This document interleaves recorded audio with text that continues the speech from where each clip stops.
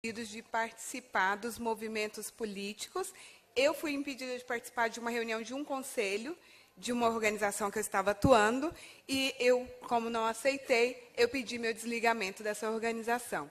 Então, assim, eu queria entender e também questionar como a gente pode fazer essas intervenções nesses espaços, nos extremos, onde a relação do trabalho, onde acontece a exploração do trabalho, e está sendo muito presente, e onde o trabalho é muito precarizado, e que os próprios profissionais eles não têm muitas ferramentas para atuação e também para levantar esse debate, esses questionamentos enquanto trabalhadores, que eles começam a aceitar, eles começam a aderir, e os próprios dirigentes dessas organizações, eles não têm reconhecimento da atuação do profissional e de como é o trabalho, né, da profissão, como ele deve ser articulado.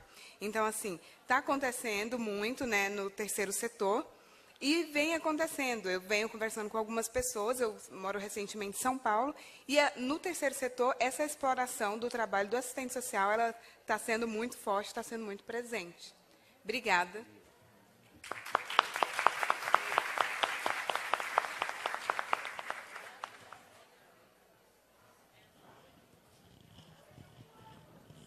Mais alguém?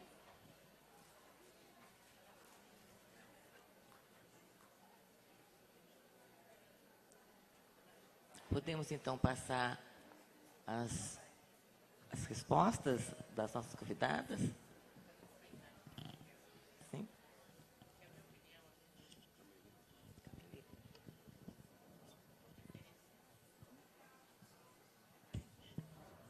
Bom, são 3 questões, mas são 3 questões densas.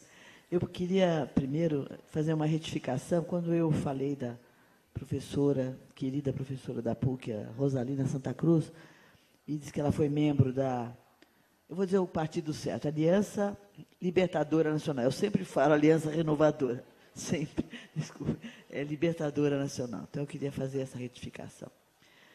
Bom, Patrícia, essa discussão, essa análise do serviço social com o trabalho, né, ela vem ganhando, com todas as consequências que isso significa, né?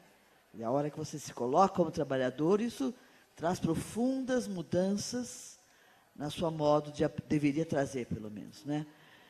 E quando, em 1982, a Marilda colocou o serviço social inserido na divisão social e técnica do trabalho, e depois ela volta a fazer uma discussão, né, no serviço social na contemporaneidade, né?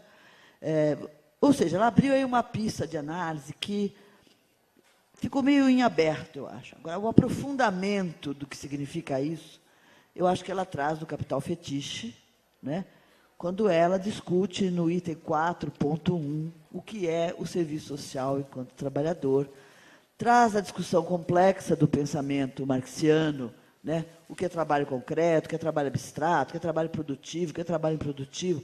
Ela traz uma série de... Mas ela complexifica no sentido necessário de complexificar, né? E eu acho que agora que a gente está desvendando, né, o que é ser trabalhador, qual é a natureza do nosso trabalho. Primeiro, é um trabalho em serviços, né? Nós trabalhamos no campo dos serviços.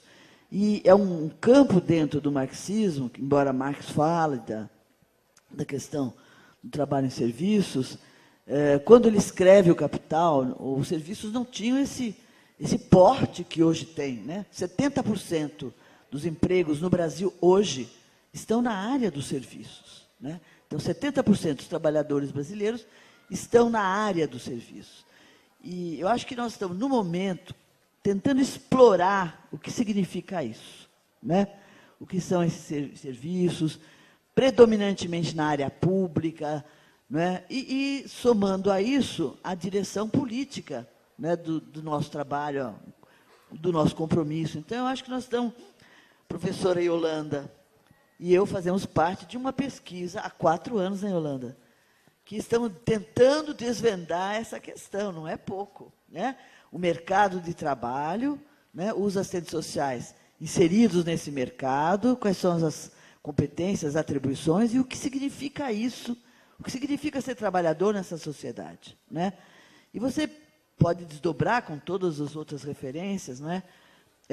O que é alienação do trabalho para um assistente social?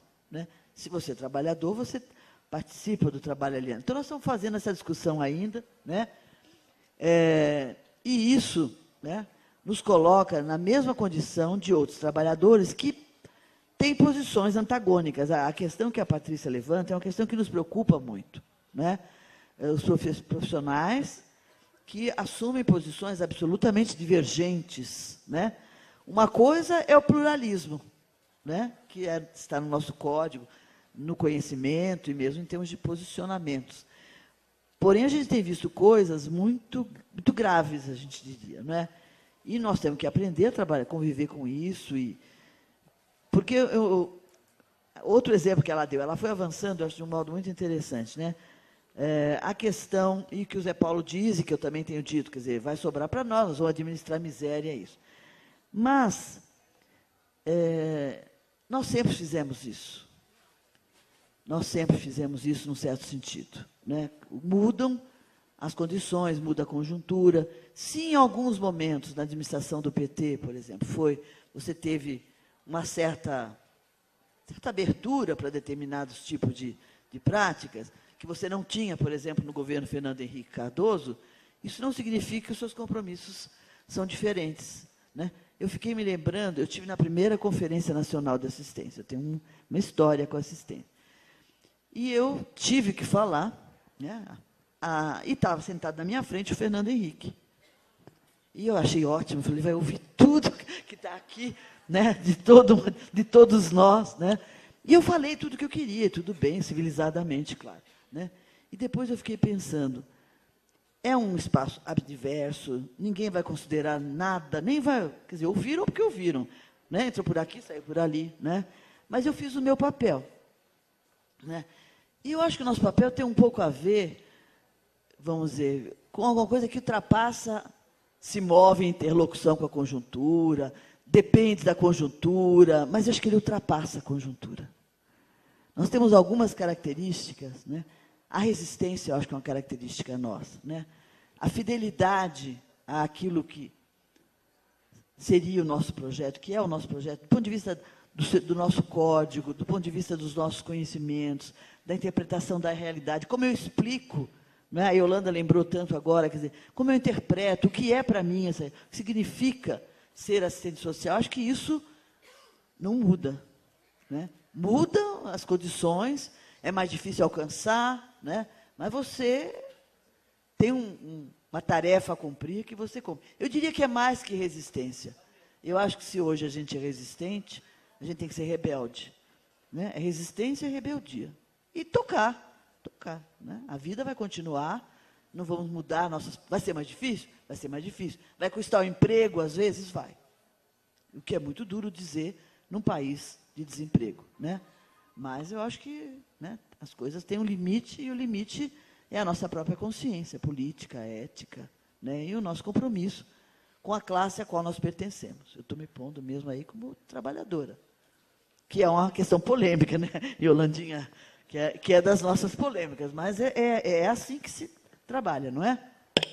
Bom, na verdade, eu concordo com eu também concordo com a análise da Patrícia, né, com as coisas que ela levanta, né? E quando o Júlio levanta, né, o momento de conservadorismo, seus impactos, também eu acho que a gente já vem enfrentando isso, né? Primeiro, eu acho que a gente precisaria ter um pouco mais de clareza do que é o pensamento conservador, decifrar o pensamento conservador, porque às vezes eu vejo assistente social, isso é conservador, não é necessariamente conservador, né? Qualquer coisa que a gente não goste, a gente acaba, né, chamando de denominando de conservador. Então, entender o conservadorismo, um caráter insidioso do conservadorismo, né? Como, de repente, você assume posições conservadoras, né, em determinadas temáticas, né? E as temáticas mais delicadas em relação à família, né? Você tem assistentes sociais. Bom, eu orientei um trabalho que a menina descobriu assim, os assistentes sociais eram todos politicamente avançados. E quando via a família, era absolutamente conservadora. Você tem isso também, né? Você tem, eu me lembrei de um trabalho bem antigo, de uma colega nossa que estudou os sindicalistas e as mulheres. Bota conservadorismo nisso, né? Mulher não entrava em sindicato na época que ela fez o estudo, né? Quer dizer, então, o que é mesmo conservadorismo? É o meu preconceito com travesti, é o meu preconceito com aquela mulher que tem uma dúzia de filhos, cada um de um pai. Quer dizer, o que é ser conservador? Eu acho que a gente tem que discutir, né? Porque cresceu principalmente o conservadorismo político, né? Mas quando você dá, o Júlio traz exemplo, as violências e opressões, né? A perspectiva classista, como contraponto a isso, né? E que deveria estar se somando, é que você vê, é nesses espaços que você tende a ser mais conservador, né? As questões da sexualidade. Eu sou ótima assistente social política, mas eu não admito um casal gay. Tem. Olha, ontem no evento que eu estava, tinha um rapaz do movimento gay fazendo essa denúncia, comentando de assistentes sociais que, quando a luta é política, tudo bem, mas quando a luta entra em outros planos, né? Então, ter atenção para a gente mesmo, para ver o quanto o conservadorismo invade nós mesmos. Não adianta a gente achar que o mundo está lá e que eu estou aqui pura, porque eu sou marxista, porque eu sou estudiosa, porque eu sou filiada a um partido, não. Ter uma atenção com a gente mesma, né? E eu gostei muito do poema, Júlio, também. E acho que a arte é um caminho. A arte tem sido um caminho em vários campos de ação profissional, né? Ela tem aquilo que a Heller diz, a possibilidade de ultrapassagem, né? Chegar a um humano mais rico, mais pleno, né? Ela é muito interessante se a gente trabalhar bem com ela, né? E a Camila, o terceiro setor, com esta designação, ele traz muitos problemas, porque ele vem no contexto do avanço do ideário neoliberal. Trabalho em entidades, em organizações, existem desde 1930. Aliás, antes, né, quando você pensa do descobrimento do Brasil até a fundação do Serviço Social, existiam muitas entidades, existem, né? Aquela lá, Centenária, o Lar, Santa Teresinha, do Menino Jesus, são entidades, organizações, tem vários nomes. Mas a designação terceiro setor, ela expressa exatamente uma opção de repassar para a sociedade responsabilidades que deveriam ser do Estado e públicas, né? E é um momento de grande explosão, os anos 90, quando o governo Fernando Henrique, por exemplo, cria comunidades solidárias, o que salva a sociedade e a solidariedade entre nós. Não estou me posicionando contra a solidariedade, mas era um ideário. E quando isso alcança o âmbito empresarial, com as fundações empresariais, com as fundações esportivas. Bom, o terceiro setor, em resumo, ele é uma cria, esse terceiro setor moderno.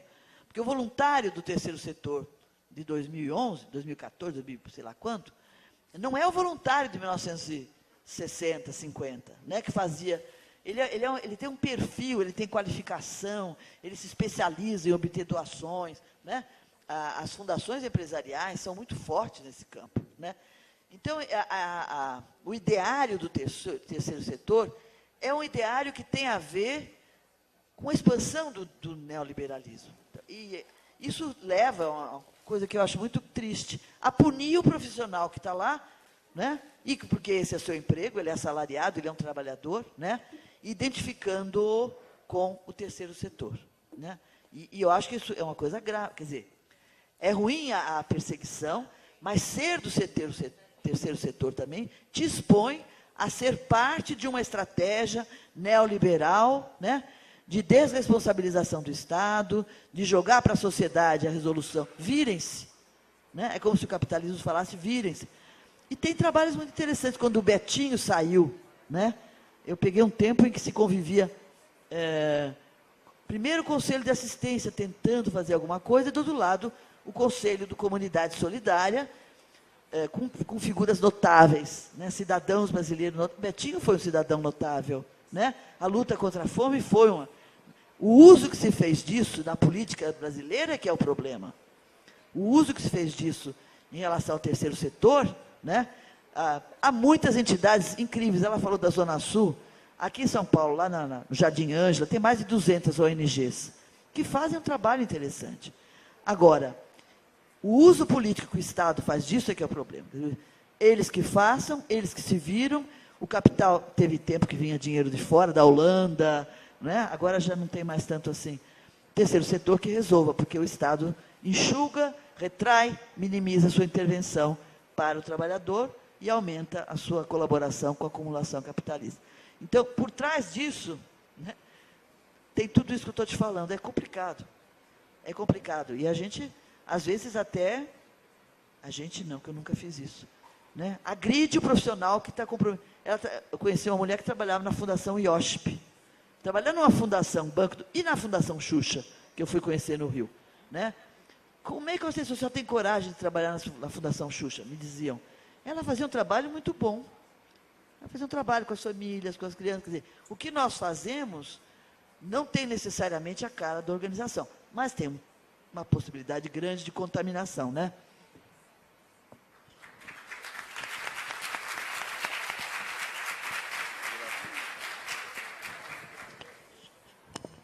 Antes de passar para a professora Yolanda, eu queria fazer uma breve contribuição com a resposta da Camila, enquanto cresce, Camila. Camila, você fez aqui uma denúncia, né? E eu quero ressaltar que isso é muito importante, né?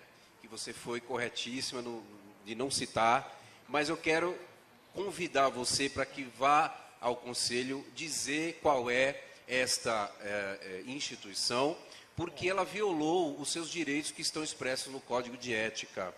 Esta instituição, como várias e várias outras por aí, não respeitam e não reconhecem o que está escrito ali, que é a nossa profissão, a profissão inscrita há 80 anos no Brasil. Essas instituições merecem sim receber uma visita do Conselho, e o Conselho não tem a função principal apenas de fiscalizar, mas também de defender a profissão, e a defesa da profissão se expressa também nestes momentos. Então, é um convite para a Camila e é um convite para todas e todos que passam por situações, né, dessa disputa, né, na verdade, na disputa não, no enfrentamento das correlações de forças, a relatar isso para o Conselho. Nós também precisamos saber o que acontece nos extremos, nas pontas, ou seja, no cotidiano miúdo que vocês, que nós todos e todas compartilhamos. Por favor. Não, só complementando, os assistentes sociais hoje estão começando a ter coragem de denunciar o assédio. Porque uma coisa é o confronto de ideias, né? Outra coisa é quando isso se torna assédio, porque aquele que discorda de você está num cargo de comando, de chefia, e começa a desenvolver. Tem algumas assistentes sociais enfrentando e ganhando na justiça. O INSS é especializado nesse tipo de coisa. Falei genericamente. Bom, perguntas amplas, perguntas importantes, atuais, né? Carmelita nossa mestre, e basicamente já abordou todas as questões. Eu quero fazer algumas pontuações também, mas é claro que já considerando bastante desenvolvida por Carmelita. Então, eu queria começar, não vou responder na ordem, que até acho que não seja uma resposta, é uma reflexão que estamos fazendo aqui, né? Aliás, eu acho que uma outra peculiaridade dessa categoria é essa, né? Que é se juntar para refletir. Isso é muito importante, a gente não pode abrir mão das nossas possibilidades, sempre de trazer questões mesmo, né, sérias e profundas para a nossa reflexão. E não apenas nos debates dos dias, meses, e agora já são quase anos, né, do serviço social. A gente comemora o serviço social o ano inteiro. Não são só nesses momentos, mas fundamentalmente nesses momentos é muito importante que a gente retire um tempo para isso. E aí aparecem coisas como essa que a Camila traz, né?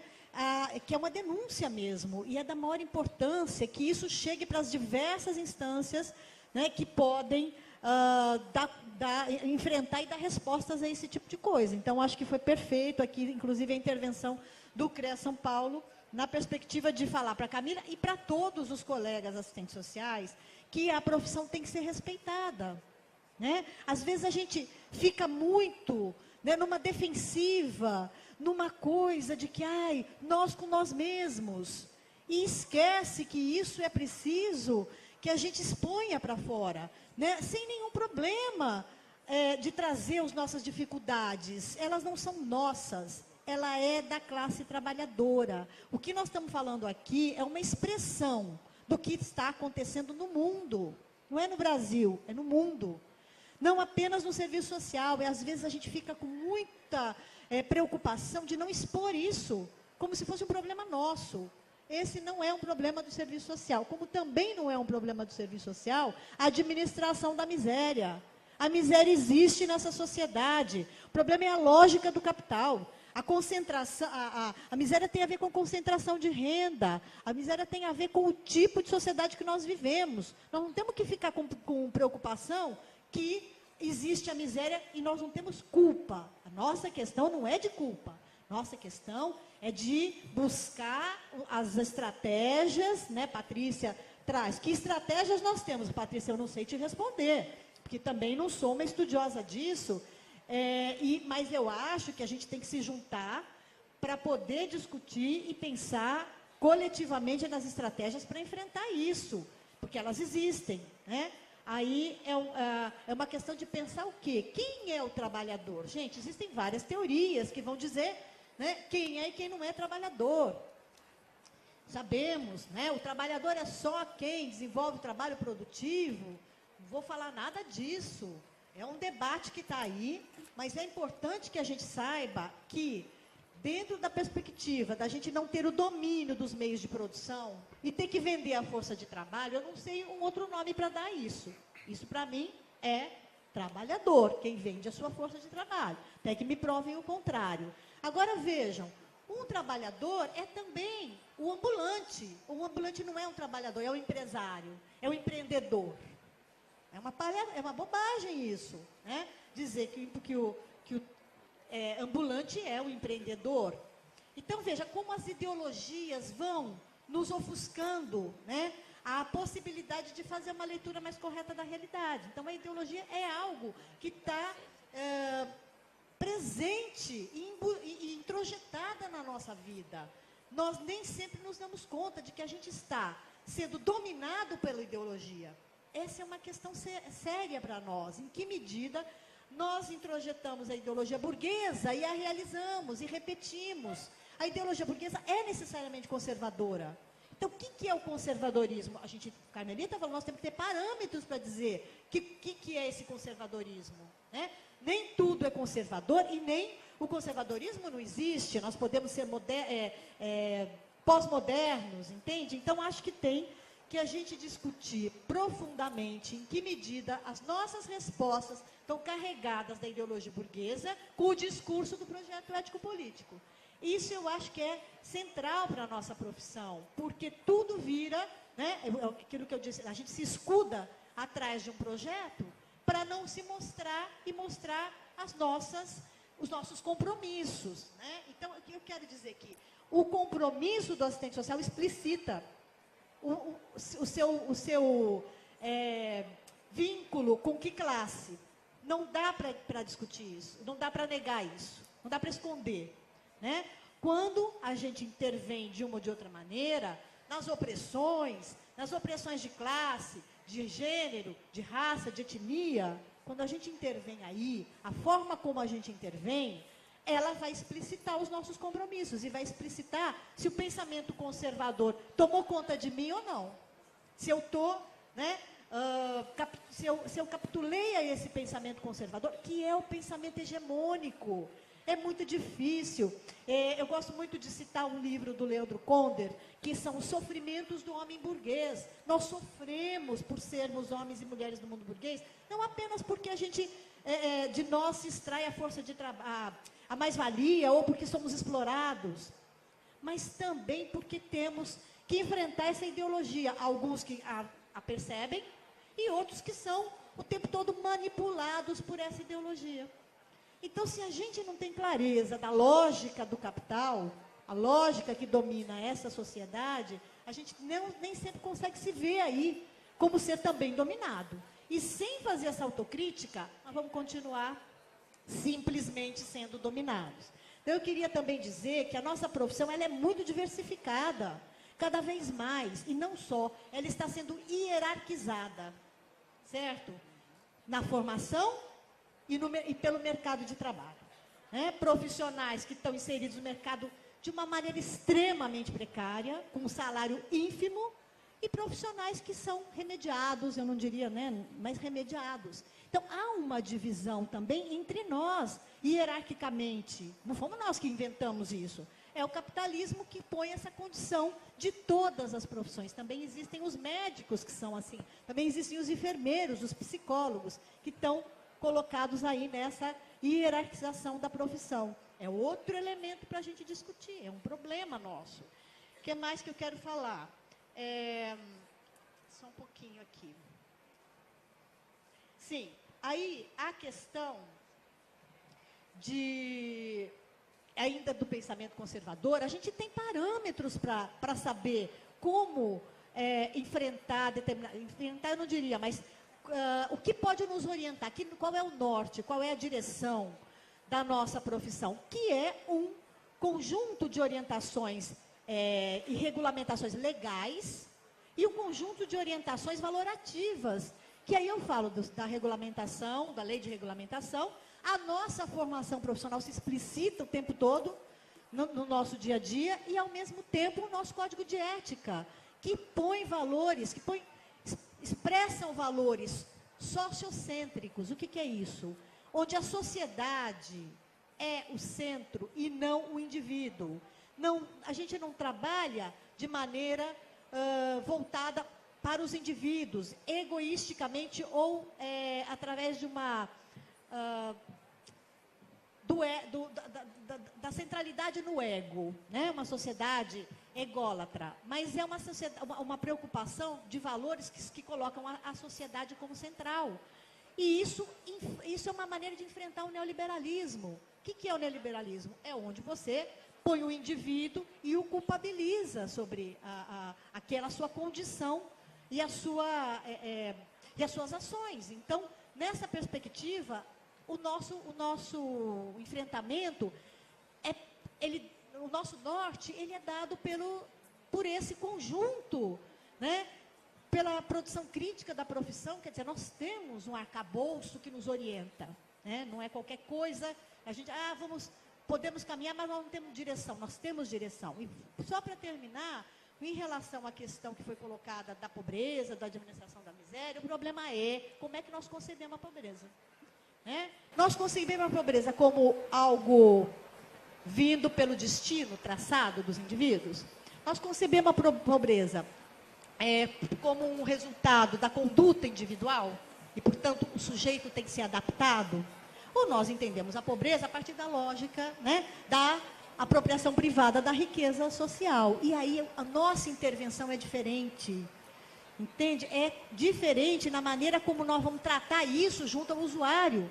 Não apenas num trabalho direto, atendendo demandas individuais, mas pensando em coletivizar essa demanda. Não apenas no atendimento individual, mas pensando em democratizar acesso, através da discussão de critérios de elegibilidade, através de pensar o que são as condicionalidades. Eu conheço trabalhos onde os assistentes sociais estabelecem novas condicionalidades sobre as condicionalidades, certo? Porque, supostamente, é da nossa profissão definir quem entra e quem sai. Né? Então, são maneiras de interpretar essa profissão, muitas, inúmeras, que quer dizer diversos projetos de profissão. Só que a gente acaba pensando que estamos todos orientados por um único projeto. Nem sempre estamos. Só para finalizar, então, a questão da arte, eu acho que é um instrumento fundamental, sobretudo de educação de base. Então, é preciso que a gente encontre novos instrumentos e eles serão encontrados na medida em que a gente tem claramente a perspectiva que a gente quer adotar na nossa intervenção. E dizer que o problema não são as divergências. O problema é, a gente pode até divergir, mas a gente deve convergir no fundamental. O fundamental é pensar o que para a classe trabalhadora, na luta contra o capital, não é qualquer coisa, não é o neoliberalismo, não é um governo apenas. A luta contra o capital é que a gente tem que se posicionar. Então, penso que essa deve ser a nossa luta e a gente deve se convergir os nossos esforços para ela. Obrigada.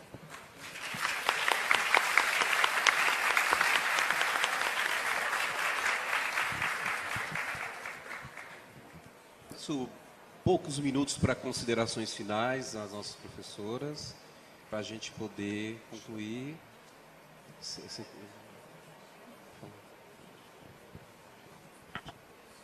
Bem, eu entendo que esse ano, muitas vezes, nós vamos pensar sobre esses 80 anos, né? E além das demandas que vão ser colocadas, que estão sendo colocadas, para pensarmos o serviço social nessa conjuntura adversa, com certeza será adversa para a profissão. E eu acho que nós temos que desenvolver o hábito, né? Acho que foi dito aqui também, de conversar um pouco mais, nos reunirmos um pouco mais, não esperar apenas, né, grandes momentos. Os grandes momentos são muito importantes, eles nos levam a pensar sobre quem somos nós, as nossas vidas, e os nossos projetos, e sobre a profissão. Mas eu acho que a gente devia ir tornando isso quase que uma rotina, né? Se eu conseguir no meu trabalho, 1 hora por semana, conversar com os meus pares sobre os desafios que nós estamos enfrentando, né? Sobre a conjuntura, sobre a profissão e sobre desafios particulares e específicos que a instituição nos coloca, eu acho que seria, né, aprender a pensar, a decifrar, a ler, né? Onde é que eu acho um texto, né, um recurso para conversar sobre determinadas questões do meu dia a dia. Acho que tem um esforço nosso que deve ser toda a vida, todo o tempo, né? Foi muito bom estar aqui. Espero que as festas continuem esse ano. Festas, né? Festas.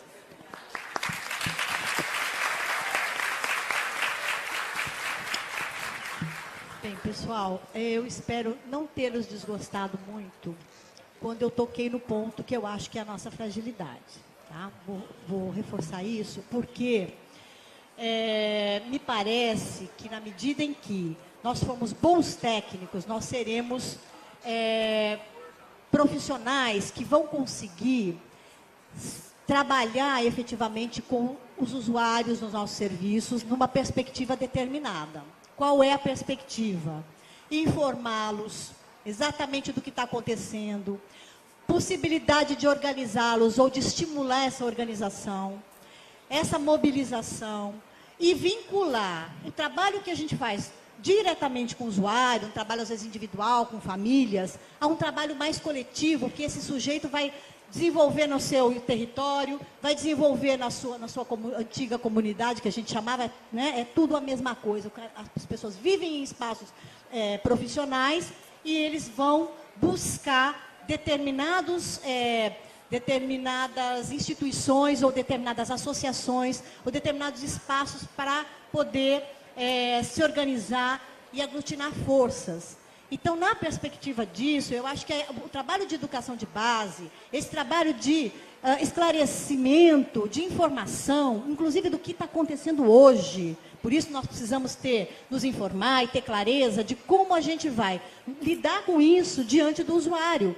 Porque uma profissão ela tem que ter clareza, e um profissional tem que ter clareza do que ele está indicando e das suas orientações para os seus usuários. Então, eu acho que é muito importante que a gente continue fazendo isso, que já vem fazendo, mas agora pautando efetivamente a situação que o Brasil está vivendo. Eu acho que é fundamental que a gente leve essa pauta para os nossos espaços de trabalho, para discutir com os colegas, mas para discutir também com os usuários, na perspectiva de que eles busquem o sentido da formação da consciência, né? Que a gente saia dessa consciência mágica, ingênua, romântica, e que o usuário também possa ter oportunidades de sair dessa consciência mágica, romântica, e às vezes até possibilista. Então, eu penso que o nosso trabalho nesse momento vai ter que ser naquilo que Carmelita coloca, que eu acho que é brilhante essa frase, o miúdo do cotidiano, na perspectiva de irmos nos informando e informando o nosso usuário, porque ele precisa muito de nós e precisa muito que a gente esteja lúcida, né, e lúcidos para poder enfrentar esse momento histórico. E a luta não é a luta individual, não é a luta dos assistentes sociais. Aí é um somatório das lutas coletivas através dos diversos sujeitos e movimentos e aqueles que a gente, de fato, percebe que não está trabalhando com com o momento imediato, mas que vai buscar perspectivas de uma outra sociedade. Então, eu agradeço muito ao CRES, a vocês que estão aí no sábado à tarde, o que mostra realmente quem é essa categoria. Obrigada.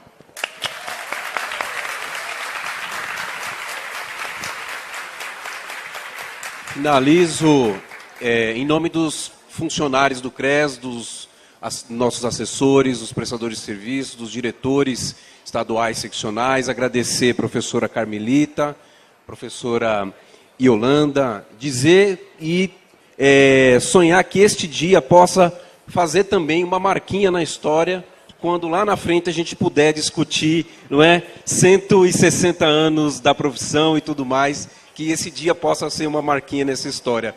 Obrigado, com a palavra, Cláudio.